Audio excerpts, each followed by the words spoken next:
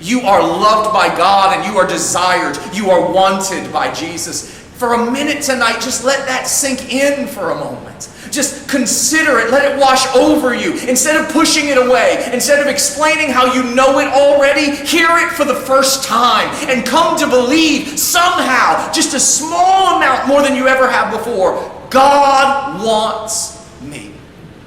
He's got the whole world in his hands, but he wants you.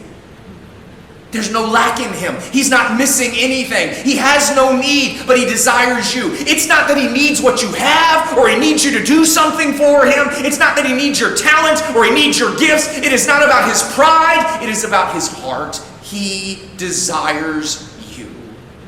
See, we were not only created by God, we were created for God because we are desired of God.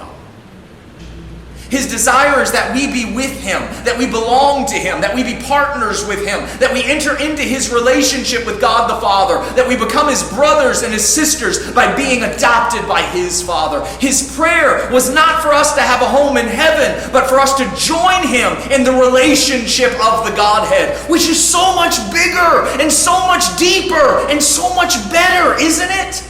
That he didn't just go to make a place where we would go when we die, but he right now is with us as we live, that we are living and moving and breathing in him, but also with him. How amazing to think that we are not waiting to see God when we get there, but God has invited us to pull a seat up at the table right now.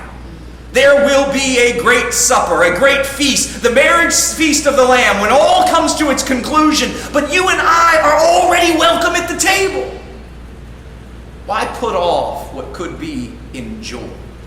Why not feast with him, even feast on him right now? Jesus wants us to know that we're loved, that we always have been, and we always will be. That we were loved so much in our sin that God sent his only Son. So if he loved us enough to send Jesus when we were still sinners, doesn't he love us enough to work in our lives to heal the places that sin broke? We're not a burden to him. We are the desire of his heart. He never tires of us. He enjoys us. He desires us.